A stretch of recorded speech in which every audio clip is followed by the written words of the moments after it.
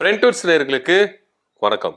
பாமகல ஐயா ராமதாஸ் அவர்கள், சின்ன ஐயா அன்புமணி அவர்கள் 2 பேருக்கும் பயங்கரமான மோதல் வெடிச்சிருக்கு. இப்போ பாமகவுல நான் தான் தலைவரு, இல்ல நான் தான் தலைவரு அப்படின்னு 2 பேரும் போட்டிக்கு போட்டி என்ன பண்றாங்க, பேசிக்கிட்டே இருக்காங்க.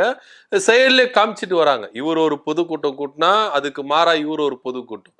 2 பேரும் மாறி மாறி என்ன பண்றாங்க, பொதுக்கூட்டம் போட்டுட்டே இருக்காங்க. இது தமிழக அரசியல்ல பேசும் பொருளாவே இருக்கு. தேர்தல் இருக்கிற டைம்ல வட மாவட்டங்கள்ல கணிசமான வாக்கு வங்கி வச்சிருக்கிற பாமக இன்னைக்கு உடைஞ்சிருக்கு, 2 பதியா பிரிஞ்சிருக்கு. இது யாருக்குன்னா சாத்தியமா இருக்குமா இல்ல பாதகமா இருக்குமா அப்படின்ற ஒரு கேள்வியின் போயிட்டு இருக்கும் பொழுது, அன்புமணி தரப்புல இருந்து எம்எல்ஏக்கள் ஒரு 3 பேர் இருக்கிறாங்க. பாமகவுல இதே ஐயா ராமதாஸ் அவர்கள் தரப்புலையும் எம்எல்ஏக்கள் இருக்கதான் செய்யறாங்க. ஆனா முக்கியமா அருள் பாமக எம்எல்ஏ அவரு ஐயா ராமதாஸ் அவர்களுக்கு ரொம்ப விசுவாசியாவும் நம்பிக்கையாவும் இருக்கிறாரு. 2 பேரை பிரிஞ்சிருக்கிற டைம்ல யாரு பக்கம் போயிருவா அப்படின்ற பேசுற டைம்ல இல்ல நான் ஐயா பக்கம் தான் இருக்கிறேன் அப்படின்னு சொல்லிட்டு அன்புமணிய கடுமையா என்ன பண்ணாரு, விமர்சிச்சுட்டு வந்தார். ஒவ்வொரு விஷயத்திலும் அன்புமணிய எந்த அளவுக்கு தாக்கணுமோ அந்த அளவுக்கு தாக்கிட்டு வந்தார். ஒரு காலகட்டத்துல அன்புமணி அவர்கள் நான் தான் தலைவர், பாமகவில இருந்து அருளை நான் நீக்கிறேன் அப்படின்னு அதிரடியா என்ன பண்ணாரு, நீக்கிட்டார். உடனே அருள் எம்எல்ஏ வந்து என்ன பண்ணாரு, ஐயா தான் என்ன நீக்க முடியும், அன்புமணிக்கு அந்த பவர் கிடையாது, ஐயா தான் என்ன அரசியலுக்கு கொண்டு வந்தாரு, பாமகக்குள்ள கொண்டு வந்தாரு, அதனால ஐயா என்ன நீக்கினார்னா நான் மனசார ஏத்துப்பேன், அன்புமணியால நீக்கினா எனக்கு ஒன்றும் பிரச்சனை கிடையாது அப்படின்ற ரேஞ்சில அன்புமணியை எதிர்த்து என்ன பண்ணாரு, பதிலடி எல்லாம் கொடுக்க ஆரம்பிச்சார். முழுசா அன்புமணிய முழுக்க முழுக்க எதிர்ப்பு நிலைமையிலேயே இருந்து பார்த்துட்டு வந்தவர் தான்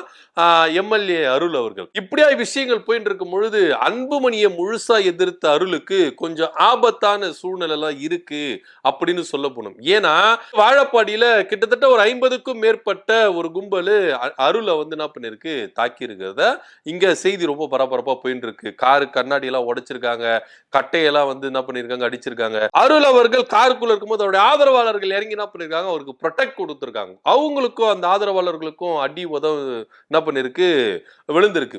இது குறித்து செய்தியாளர் சந்திப்பில் அருள் அவர்கள் பேசும்போது கத்திய தூக்கின்னு 3 பேர் தூக்கிட்டு வந்தாங்க என்ன கொலை பண்றதுக்கு. அவங்க சொல்லிட்டு வரும்போது அன்புமணி உன்னை கொல்ல சொன்னிட்டாடா, நீ செத்தடா அப்படின்ற ரேஞ்சில என்ன மிரட்டிக்கிட்டு வந்தாங்க. பதிவுகள் இருக்கு. ஏன்னா அருள் அவர்கள் செய்தியாளர்களை என்ன பண்ணிருக்காரு, சந்திச்சு டீட்டெயிலா சொல்லி இருக்கிறார். இந்த விஷயம் ஏன், இந்த கொலவெறி தாக்குதல் அன்புமணிக்கு ஏன் அப்படின்னா அதுக்கு டீட்டெயில் கொடுத்திருக்காரு. சேலத்துல ஒரு பொதுக்குழுவை கூட்டியிருக்கிறாரு அருள் அவர்கள். அருள் தலைமையில சேலத்துல ஒரு பொதுக்குழுவை கூட்டியிருக்கிறாங்க.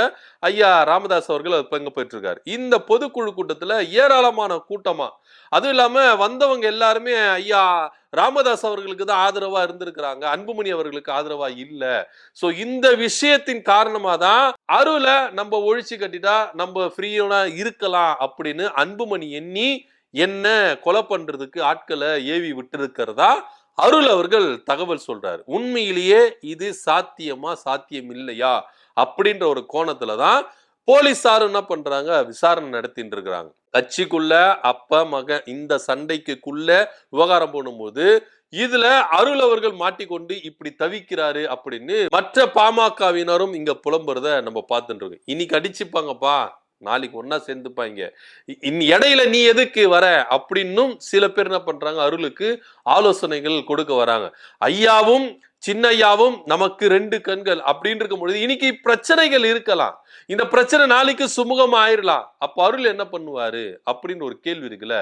இப்போ நிறைய பேர் என்ன சொல்றாங்க அப்படின்னா, அன்புமணிக்கு தான் எங்களுக்கு ஆதரவு, அவர் தான் அடுத்த பாமக, ஐயாக்கு அப்புறம் அன்புமணி தானே, அதனால நாங்க இப்பவே அன்புமணி பக்கம் இருக்கிறோம், இன்னைக்கு அருள் அவர்கள் குதிக்கிறாரு, நாளைக்கு எங்க போவாரு அப்படின்ற ஒரு கேள்வியும் இங்க முன்வைக்கிறத நம்ம பார்க்கதான் செய்யணும். சோ இப்படியா இருக்கும்பொழுது இந்த சம்பவம் தமிழ்நாட்டையே உலுக்கி இருக்கு. ஒரு எம்எல்ஏக்கு அவங்க கட்சி தலைவரனாலேயே இப்படி கொலை மிரட்டல் வராங்க, அதுவும் பகிரங்கமா பட்ட பகலிலே அவரை வந்து என்ன பண்றாங்க, வழிமறைச்சு அவரை கொலை பண்ண வராங்க அப்படின்னு. இதுல அருள் ஒரு விஷயம் சொல்றாரு, இந்த உயிர் என்னைக்கோ போக வேண்டியது போகுது, அது அன்புமணியால போகட்டும் அப்படின்னு நான் இறங்கினேன், ஆனா எங்க ஆதரவாளர்கள் என்ன விடல அப்படின்ற ரேஞ்சிலையும் என்ன பண்ணிருக்காரு, பேசியிருக்காரு. அவரு பாமகவுக்காகவே நான் உழைக்கிறேன். ஒரு கட்டத்துல அன்புமணி அவர்களும் ஐயா ராமதாஸ் அவர்கள் பிரியும் போது ஐயா ராமதாஸ் அவர் தரப்புல வந்து அருள் அவர்கள் பேசினார். பேசி என்ன பண்ணாரு, இந்த உயிரை நீங்க கொடுக்க சொன்னாலும் நான் கொடுத்துருவேன் ஐயா, அந்த அளவுக்கு நான் உங்க மேல விசுவாசியா இருக்கிறேன் அப்படின்னு சொன்னார். இதுல அருள் அவர்கள் இன்னொரு விஷயத்தையும் சொல்றாரு, அது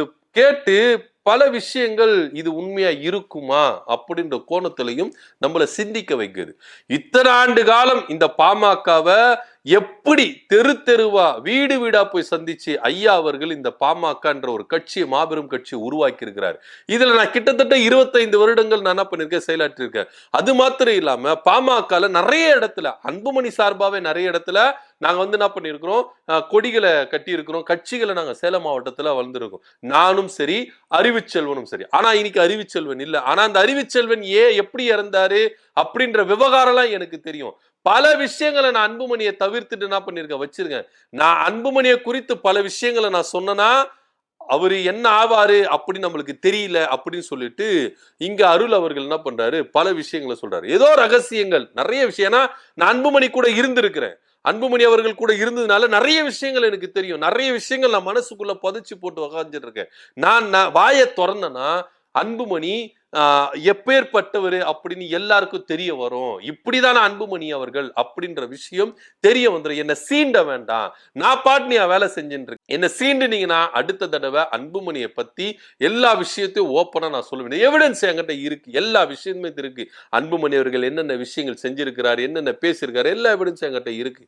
நான் அன்புமணியை குறித்து ஓப்பனா பகிரங்கமா பல விஷயங்களை நான் சொல்ல வேண்டியது வரும் அப்படின்னு பல விஷயங்களும் அருள் அவர்கள் சொல்லியிருக்கிறார். இந்த விதத்துல பார்க்கும் பொழுது அன்புமணி அவர்கள் மேல ஒரு சந்தேகமும் எழும்ப தோணுது அப்படின்னும் இங்க பார்க்க வேண்டிய ஒரு விஷயமா தான் இருக்குது. ஏன்னா அருள் அவர்கள் எந்த எவிடன்ஸ் இல்லாம இந்த அளவுக்கு பொதுவெளியில பகிரங்கமா இந்த விஷயங்கள் பேசுறாருல, அப்ப அவர்கிட்ட எவிடன்ஸ் இல்லாமையா இருக்கும்? அவரு அன்புமணியை பத்தி அவர்கிட்ட எதுவும் தகவல் இல்லாமையா இருக்கும்? ஏன் இந்த அளவுக்கு பொதுவெளியில வரணும் அப்படின்னு ஒரு விஷயம் இருக்குல்ல. வார்னிங் கொடுத்திருக்காரு அன்புமணிக்கே அருள் அவர்கள், வார்னிங் கொடுத்துறத இங்க நம்ம பார்த்திருக்கோம். என்னதான் இருந்தாலும் இங்க காவல்துறை சரியான ஒரு தீவிர விசாரணை அடிப்படையில அங்க அந்த கும்பலரை கைப்பற்றி யாரு எது மூலியமா என்ன நடந்தது அப்படின்ற ஒரு தகவலையும் இங்க, ஏன்னா இவருக்கு சிட்டிங் எம்எல்ஏவா இருக்கிறார். அது மாத்திரம் இல்லாம இந்த பாமக கட்சிக்குள்ள இருக்கிற இந்த மோதல் இப்போ வேற வித திசையில போகுதோ, அடிதடி அப்படின்ற ஒரு விஷயத்துல போகுதோ அப்படின்ற ஒரு கண்ணோட்டத்திலும் இங்க பார்க்க வேண்டியது இருக்கு.